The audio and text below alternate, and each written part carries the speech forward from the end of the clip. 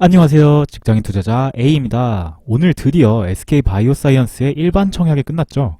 3월 4일에서 5일 수요 예측 이후 3월 9일에서 10일 이틀간 일반 투자자 대상 청약이 진행되었고 3월 11일에서 12일 청약 물량을 투자자들에게 배정한 다음 3월 12일 배정받지 못한 주식에 대한 증거금을 환불해줄 예정입니다. 상장은 다음 주 목요일인 3월 18일 목요일에 진행될 예정이고요. 지난 4에서 5일 진행되었던 기관 투자자 대상 IPO 수요 예측에서 경쟁률은 1275대 1을 기록했었습니다.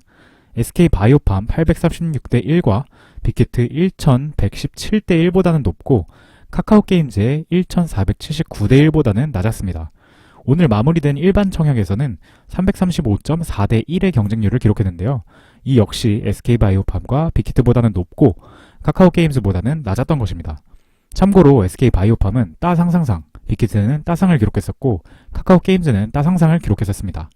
이를 토대로 보면 SK바이오사이언스는 따상에서 따상상 정도를 기대해볼 수 있겠네요. 단 이건 여러 증권사들의 평균 경쟁률이고요. 증권사별로 더 자세히 나눠보면 경쟁률은 천차만별이었습니다. 각 증권사에 배정된 물량과 수요가 달랐기 때문입니다. 이를 토대로 각 증권사별 배정 주수를 예상해 보았는데요. 화면의 표와 같이 직접 계산해서 정리해봤습니다.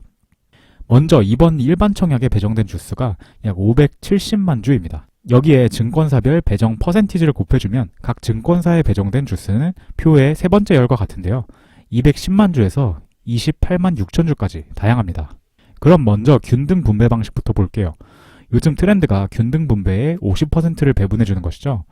이에 따라 앞선 배정 주수의 50%를 곱해주면 균등 분배해주는 주수가 나옵니다. 여기에 이번 일반 청약 참여자 수로 나눠주면 1인당 몇 주가 배정되는지 알겠죠. 따라서 참여자 한 사람이 받는 균등분배 주수는 NH투자증권은 1.64주, 한국투자증권 1.2주, 미래에셋대우 1.32주, SK증권 1.98주, 삼성증권 0.36주, 하나금융투자 0.68주입니다. 이걸 어떻게 해석하면 되냐면요. NH투자증권을 예로 들면 일단 한 주는 무조건 받을 수 있지만 두 주까지는 안 되기 때문에 모든 사람에게 한 주씩 일단 배정하고 남는 물량은 추첨을 통해 추가로 한 주씩 배분해 줄 수도 있다는 이야기입니다. 즉 한 주는 일단 받고 추첨을 통해 한 주 더 받을 수도 있다라는 의미죠. 이런 식으로 나머지 증권사들도 보면 한국투자증권, 미래에셋대우, SK증권 모두 한 주에서 두 주 사이로 보시면 되고 삼성증권, 하나금융투자는 기본적으로 한 주도 못 받지만 추첨을 통해 한 주를 받을 수도 있는 즉 0주에서 한 주로 보시면 되겠습니다. 다음으로 차등 분배 방식을 볼게요. 차등 분배 주수는 균등 분배 방식을 하고 남은 나머지 50%입니다. 참여금액 기준 경쟁률이 적용되는데요. 경쟁률은 225대 1부터 443대 1까지 굉장히 다양했습니다. 차등 분배 주수를 계산하기 위해서는 내가 얼마를 청약했는지가 중요합니다. 예를 들어 내가 1억 원을 넣었다고 가정해 보겠습니다. 청약 참여금은 실제 참여금의 절반만 넣어도 되기 때문에 1억을 넣었다면 실제 참여금액은 2배인 2억 원입니다. 이 2억 원을 공모가인 6만 5천 원으로 나눠주면 내가 청약한 것이 몇 주인지가 나옵니다. 이것을 다시 경쟁률로 나눠주면 총 배정 물량 중 내가 받게 될 주수가 나올 텐데요. 이미 절반은 균등분배 방식으로 배정되었으므로 나머지 차등분배 방식 물량만 보기 위해서 나누기 2를 한 번 더 해줍니다. 계산 결과 청약일에 1억을 넣었다면 증권사에 따라 3주에서 7주를 받는 결과가 나오네요. 눈치게임에 따라 경쟁률이 낮은 곳에선 2배나 더 많이 받을 수 있었습니다. 종합하면 증권사별 배정 물량은 다음과 같습니다.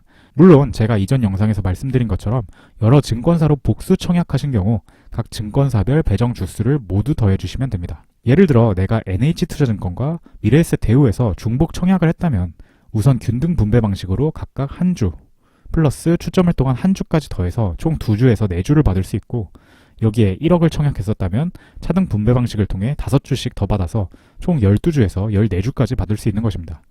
잠깐 화면을 멈추고 본인이 청약하신 증권사들의 분배 주수를 더해 보시면 좋을 것 같습니다. 참고로 내가 1억이 아니라 5천만 원을 청약하셨다면 차등 분배 방식으로 받는 주수에서 절반으로 나눠주시면 됩니다. 예상 수익률은 어떻게 될까요? 공모가가 6만 5천 원이었으므로 상장일에 따상을 기록하면 시초가 플러스 100%에 다시 30%를 곱한 16만 9천 원이 됩니다. 수익률은 공모가 대비 160%입니다. 둘째 날 따상상을 기록하면 21만 9,700원이 될 것이고 수익률은 238%가 됩니다. 셋째 날 따상상상을 기록하면 주가는 28만 5,610원이 되고 수익률은 339%가 됩니다. 실제 예상 주가를 먼저 장외 시세 기준으로 살펴보겠습니다. 현재 비상장 주식 시세는 19만 8천 원에 형성되어 있습니다. 이는 상장일 따상을 기록할 경우 달성하게 되는 16만 9천 원보다 높은 가격이므로 따상은 달성 가능하지 않을까 추측할 수 있겠죠. 지난 3달간 약 25만 원에서 19만 원대 사이를 횡보했으니 따상상인 21만 9,700원 이상까지도 기대해 볼 수 있겠습니다. 두 번째는 기업 가치평가 측면입니다.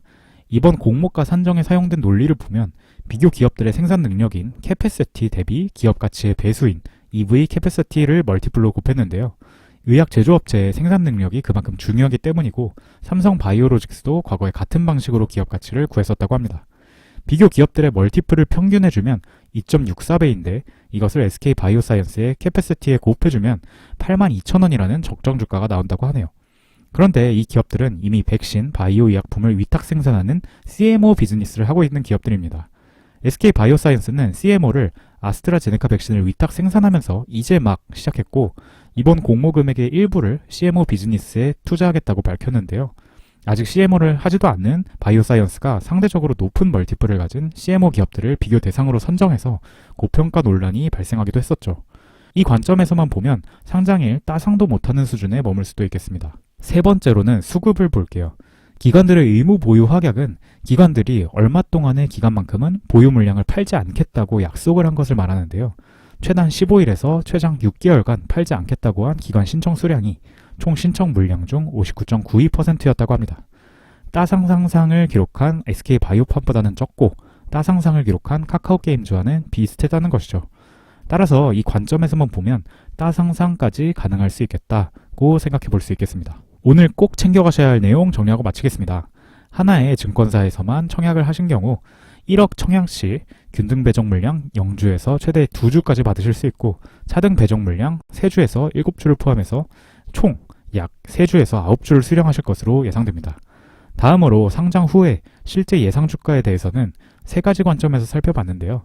상장 첫날 따상은 할 수 있을 것으로 생각되고요. 단기적으로 장외 주식 가격을 고려했을 때나 수급 상황을 고려했을 때 따상상 가격까지도 찍고 다시 내려올 가능성도 있을 것으로 생각됩니다. 실제적인 매도 전략으로는 여느 때와 같이 계속해서 홀딩 하시다가 상한가에서 매수 대기 물량이 빠지면 그걸 보고 그때 매도하시는 게 제일 안전하고 높은 수익을 올리는 방법이지 않을까 생각합니다. 물론 이건 제 경험과 계산을 토대로 한 개인적인 의견이고요. 본인만의 기준으로 현명한 전략 취하시길 바라겠습니다.